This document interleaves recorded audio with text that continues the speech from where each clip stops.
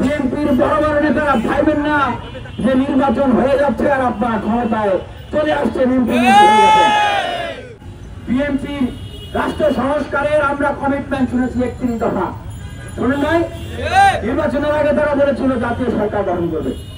তাহলে এই যদি হয় বিএনপির বাংলাদেশের জন্য অবদান 10 মাসে 100-র অধিক খুন, মেয়েকে বিয়ে না দেওয়ার জন্য পিতাকে হত্যা, চাঁদা না দেওয়ার জন্য মিটফোড়ে ব্যবসায়ীকে পাথর নিক্ষেপ করে আইয়ামে জাহিলিয়াতের মতো করে হত্যা করা, চাঁদা না দেওয়ার জন্য পিটিয়ে রক্তাক্ত করে ফেলা।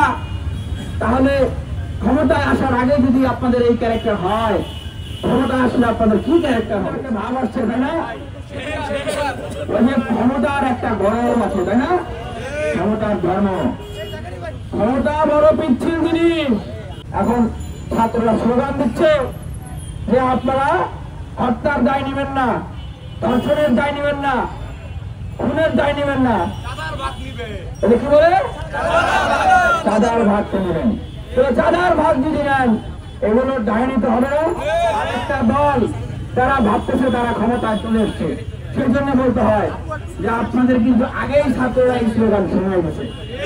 সুতরাং বিএনপির বড় বড় নেতারা ভাইবেন না যে নির্বাচন হয়ে যাচ্ছে আর আপনারা ক্ষমতায় চলে আসছেন। প্রশাসনের ভাইদের উদ্দেশ্যে বলবো, সচিব আমলাদের উদ্দেশ্যে বলবো, পুলিশ ভাইদের উদ্দেশ্যে বলবো, তাদেরও মাথা খারাপ হয়ে গেছে। তাই তাদের একটা ধর্ম, তাই যেই দিকে ক্ষমতা সেই দিকে হাওয়া। এই অভ্যাসকে বাদ দিতে হবে। পুলিশকে কি করেছিল শেখ হাসিনা, আবারও কি পুলিশ প্রশাসন সেই রকম জায়গায় যেতে চায়?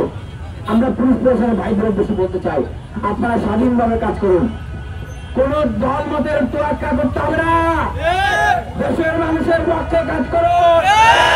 সচিব ভাইদের উদ্দেশ্যে বলবো, বয়স তো অনেক হয়েছে আপনাদের, 16, 17, 10, 12 বছর, 21, 20, 25 বছরের ছেলে মেয়েরা যদি দেশের জন্য জীবন দিতে পারে, আপনারা তো যুগ্ম সচিব, উপসচিব, বিসিএস ক্যাডার ভালো সম্মানের জায়গায় গেছেন, আর কতদিন আপনারা বাঁচতে চান?